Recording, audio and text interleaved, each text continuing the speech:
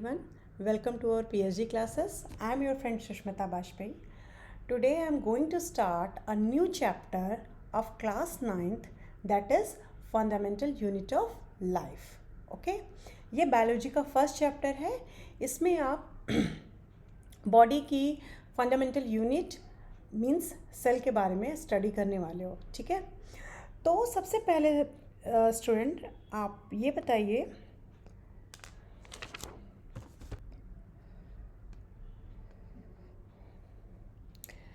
बेटा ये क्या है. What is this. This is a house. ठीक है. अब ये हाउस किससे बना हुआ. आपने ये सब क्लास 8th में पढ़ के आए हो. क्लास 8th में थोड़ा सा लिमिटेड उसमें था, और इसमें जो है ये किस में है, थोड़ा सा डिटेल में आप पढ़ने वाले हो. Got it. तो ये क्या है. ये हाउस में ये किससे हाउस बनता है. ब्रिक से, सीमेंट से. राइट. तो ये जो ब्रिक है ये इसकी यूनिट हुई कि नहीं हुई. ठीक है. अब ब्रिक पे ब्रिक लगाते जाओगे तो वॉल बन जाएगी, और वॉल से क्या बनेंगे, रूम्स बन जाएंगे, और रूम मिला करके किचन, बाथरूम, घर के बेडरूम, ये सब मिला करके क्या बन जाएगा, एक हाउस बन जाएगा. तो ये क्या है, सेल होता क्या है. This is the basic structure and functional unit of life. Got it. समझ में आया. तो जैसे कि हाउस किससे बना है, ब्रिक से बना है, उसी तरीके से सेम जो हमारी बॉडी बनी है वो सेल से बनी हुई है. ठीक है. तो सेल क्या है, structural and functional unit of living organism. तो सेल की डेफिनेशन क्या बनेगी बेटा. Cell is the structural and functional unit of life और लिविंग ऑर्गेनिज्म, है ना. तो इसमें the structural and functional unit of life is called cell. Clear है टर्म. ठीक है. अब सेल की स्टडी के बारे में समझ लीजिए कि द ब्रांच ऑफ साइंस. ठीक है. The branch of science which deals with the study of cell. ठीक है. उसको बोलते हैं साइटोलॉजी. साइटोलॉजी क्या होती है. साइटोलॉजी. ठीक है. अब who is the father of cytology, तो आप क्या दोगे, रॉबर्ट हुक. रॉबर्ट हुक जिन्होंने सेल को डिस्कवर किया था. ठीक है. जिन्होंने सेल को डिस्कवर किया था, ये साइंटिस्ट हैं. तो इनको ही बोलते हैं फादर ऑफ साइटोलॉजी. क्लियर है यहाँ तक. आगे चले बेटा. तो अब हाँ, मैंने एक टर्म यहाँ पे देखिए, मैंने यहाँ पे स्ट्रक्चरल यूज़ किया है. ठीक है.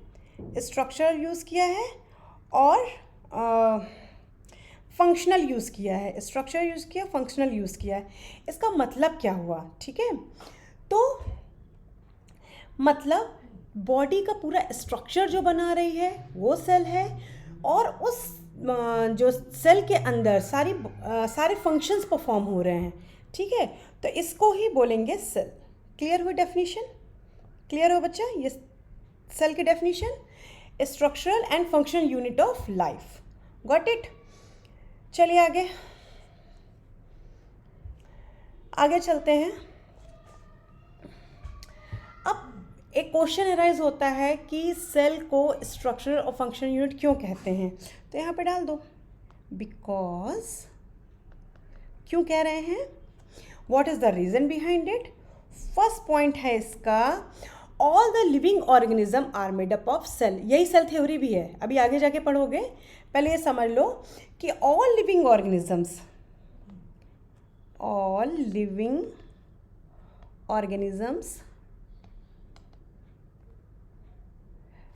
Are composed of one or one or more cell. Clear है? यानी कि यूनिसेलर मल्टीसेलर, ये भी आपको आगे बता दूंगी मैं। फिर सेकेंड पॉइंट आ जाता है आपका कि all cells have similar basic structure. ठीक है, यानी कि जो सेल ऑर्गेनल्स आप पढ़ने वाले हो, जैसे कि माइटोकॉन्ड्रिया, साइटोप्लाज्म, न्यूक्लियस, तो एक बेसिक स्ट्रक्चर जो है वो रखते हैं। सारे के मतलब सारे सेल्स में एक सिमिलर स्ट्रक्चर होता है। ठीक है, तो सेकेंड पॉइंट क्या होगा इसका? All the cells have similar basic structure.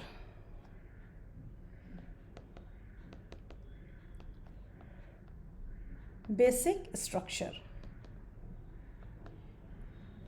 Clear हुआ यहाँ तक?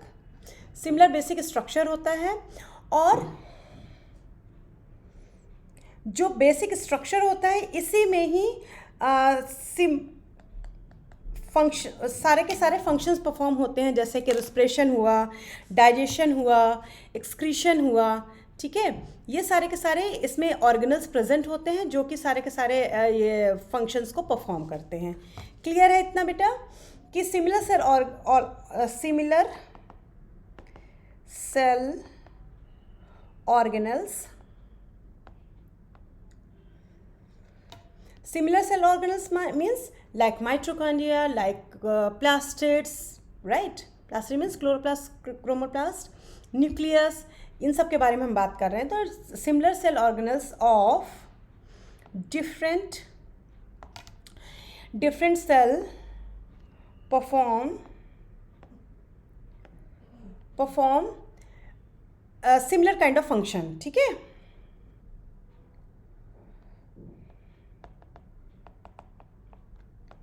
मीन्स एक सेल में अगर माइटोकॉन्ड्रिया रिस्पिरेशन कर रहा है तो ऑब्वियस सी बात है दूसरी सेल में भी वो रिस्पिरेशन ही करेगा।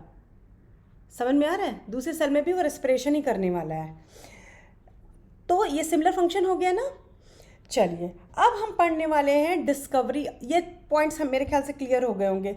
देखो इस चैप्टर का आप बेसिक सारा कुछ आप 8th में पढ़ के आए हो, तो कहीं भी कोई भी डाउट होगा तो आप, ठीक है। सेल्यूला था जिसका मतलब है डेड चैम्बर। ठीक है, जो रॉबर्ट हुक थे, Robert Hooke, he was a great scientist. ठीक है, तो इन्होंने क्या किया 1665 में, सॉरी 1665 में अपने हाथ से बनाए हुए इन्होंने माइक्रोस्कोप से कॉर्क की पतली थिन स्लाइस में।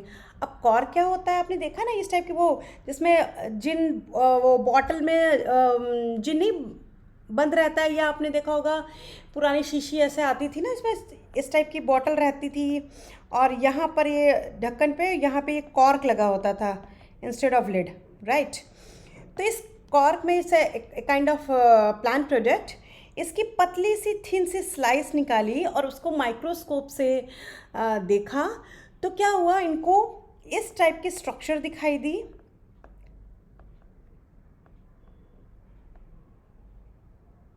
ठीक है, इस टाइप के चेम्बर्स दिखाई दिए। ये ऐसे दिख रहे थे जैसे कि हनी कॉम होता है ना, ये जो हनी बीज का जो हाइव होता है ना, उस तरीके का ये स्ट्रक्चर दिखाई दिया। इसको ही इन्होंने डेड चैम्बर या लैटिन लैंग्वेज में इन्होंने इसका नाम दिया सेलुला। ठीक है, इसी को इन्होंने सेल बोला। ठीक है, पहले सेलुला था और सेलुला से डिराइव हुआ सेल। क्लियर है इतना बच्चा? ठीक है, तो और आप मतलब जान के आप बहुत एस्टोनिश हो गए कि जिनको माइक्रोस्कोप था, बहुत सिंपल सा माइक्रोस्कोप था। अभी आप लैब में जाते हो ना, जो आपको माइक्रोस्कोप दिखता है ना, दो तरीके के माइक्रोस्कोप होते हैं, एक सिंपल माइक्रोस्कोप और एक होता है कंपाउंड माइक्रोस्कोप। आप जब स्लाइड वगैरह बना कर 9th में तो आप जाओगे ना लैब में, तो उसमें जो भी स्टडी ये स्लाइड की स्टडी जो करोगे वो कंपाउंड माइक्रोस्कोप से करोगे। ठीक है, और हायर जो लैब्स होती हैं जिसमें आप ऑर्गेनल्स की स्टडी करते हो, मतलब आप तो नहीं पाओगे इलेक्ट्रॉन माइक्रोस्कोप को, वो आप हायर सेक्शन में जाकर के देखना, बट आपकी लैब में जो रखा रहता है वो कंपाउंड माइक्रोस्कोप है, ठीक है।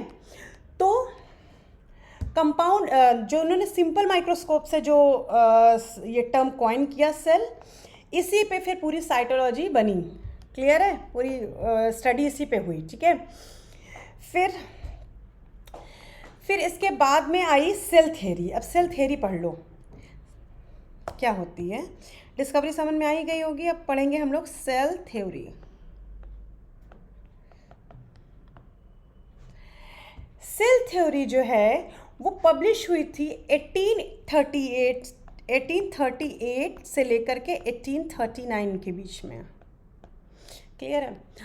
तो अब देखो 1665 में सेल की डिस्कवरी हो गई थी, और इसका ये जो सेल थ्योरी आई वो आई 1838 के बाद में, ठीक है। तो ये सेल थ्योरी किसके थ्रू प्रपोज हुई थी? हाँ जी, तो एमजे स्लाइडेन और टी श्वान ने जो है सेल थ्योरी दी थी। सेल थ्योरी में होता क्या है, फर्स्ट पॉइंट जो इसका है, ऑल लिविंग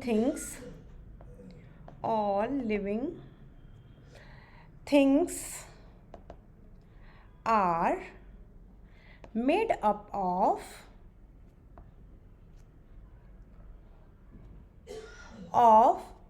सेल्स, क्लियर है। सारे के सारे जो ऑर्गेनिजम्स हैं वो किससे बने? सेल से बने हैं, ठीक है। फिर आ जाता है सेकेंड पॉइंट, इसका क्या रहेगा बच्चा, कि cells are the basic structure, जो डेफिनेशन दी, cell are the basic structure and functional unit of life. Cell क्या है?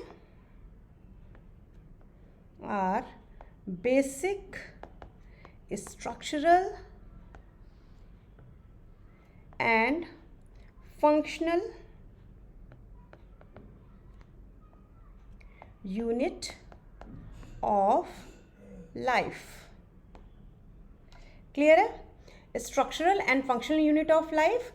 फिर थर्ड पॉइंट क्या बनेगा इसका, new cells are arise from pre existing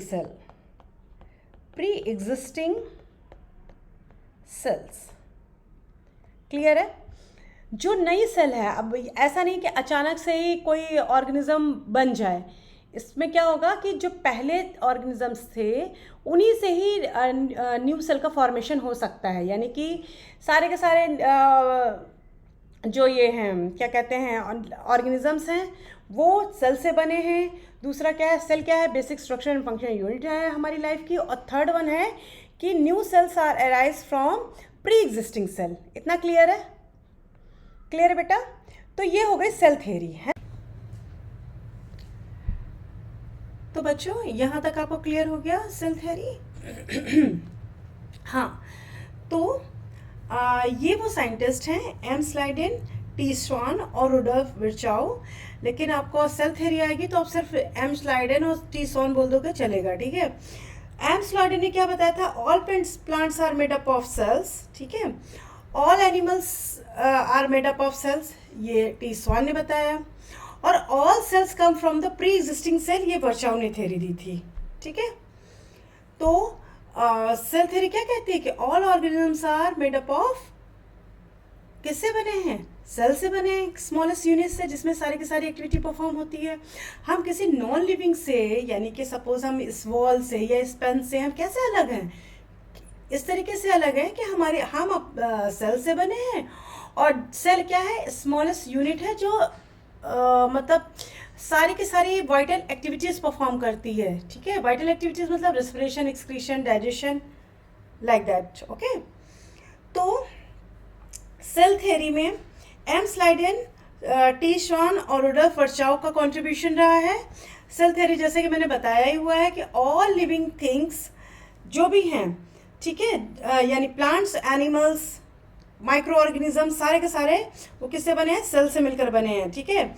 sales are the basic unit structure and function in organisms, ठीक है। Structure इसलिए बोला जाता है कि आपकी बॉडी का शेप दे रहा है, आपकी बॉडी को बना रहा है। फंक्शन यानी कि जितने भी एक्टिविटीज़ हैं वो परफॉर्म होती हैं, ठीक है।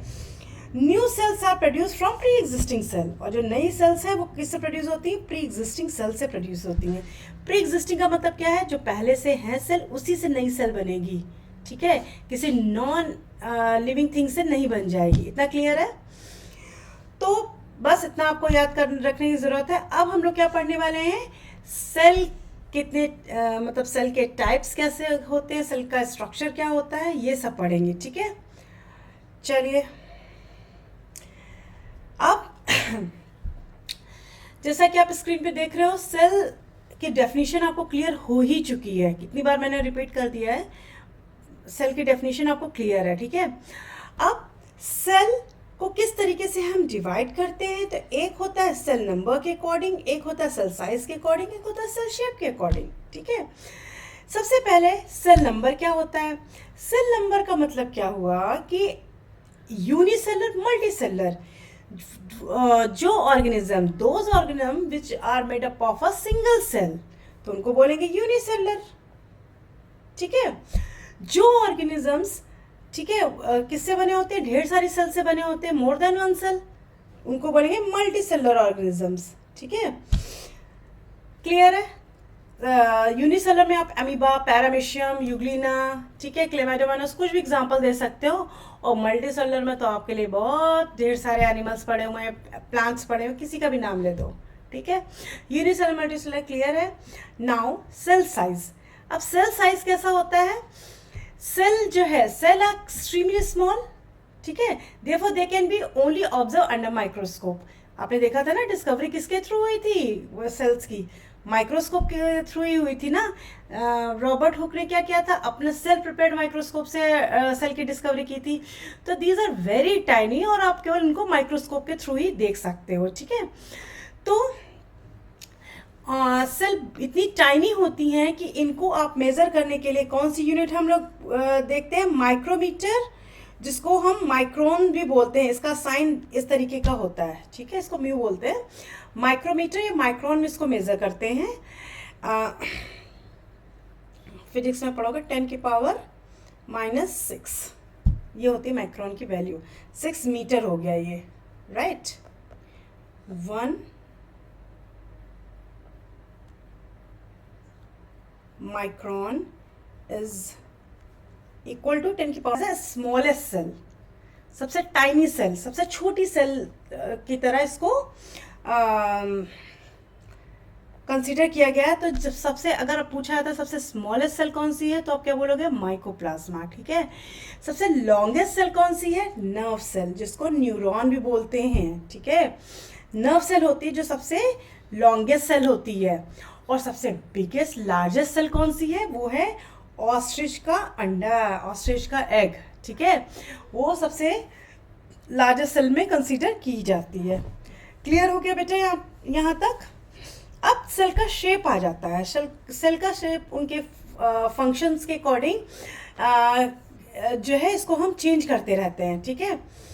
फंक्शंस के अकॉर्डिंग का मीनिंग क्या हो गया कि जो जिस तरीके का फंक्शन परफॉर्म करते हैं उसी तरीके का उसका स्ट्रक्चर होता है, ठीक है। The shape of the cell varies in different organism. The shape of the plant cell is different from the animal cell. कुछ बेसिक डिफरेंस होते हैं, वो आगे जाके हम लोग डिस्कस करेंगे कि प्लांट सेल में क्या कैरेक्टर है और एनिमल सेल में क्या कैरेक्टर्स हैं, ठीक है। तो दोनों में डिफरेंस होता है, जैसे कि सपोज सेल वॉल प्रेजेंट होती है प्लांट में और एनिमल में एब्सेंट होती है। Got it? तो इस तरीके के बेसिक डिफरेंस होती हैं, वो हम लोग आगे जाके डिस्कस करेंगे। दे में भी स्फेरिकल हो सकते हैं, ओवल हो सकते हैं, इलिप्टिकल हो सकता है, स्पिंडल हो सकता है, and polygonal, columnar and flat plate like. अभी आप जा करके जब नेक्स्ट चैप्टर में टिश्यू वगैरह पढ़ोगे ना, तो कॉलमिनर टिश्यू और ये सारा का सारा आप पढ़ोगे। तो डिफरेंट टाइप के शेप्स होते हैं सेल्स के, और इन्हीं शेप्स के थ्रू हम इनको रिकॉग्नाइज करते हैं। आपने देखा ना न्यूरॉन किस तरीके का होता है? न्यूरॉन में डेंड्राइट्स होते हैं, एक्सॉन होता है, टेलोन्ड्रिया होता है, और ये कंप्लीट एक सेल है। क्लियर है? अब ऑनियन का आप लैब जा करके आप जब क्या कहते हैं प्रैक्टिकल करोगे ना, तो उसमें ऑनियन पील की क्या कहते हैं सेल की स्टडी दिखाई जाएगी, तब आप ऑब्जर्व करना कि कैसे सेल दिखती है, और कमेंट बॉक्स में बताना, ठीक है। चलो अब नेक्स्ट क्लास में हम लोग डिस्कस करेंगे, क्या डिस्कस करने वाले हैं कि components of the cell, cell के कंपोनेंट्स क्या क्या क्या होते हैं, ठीक है, सेल के पार्ट्स क्या क्या होते हैं, उनके क्या फंक्शंस हैं।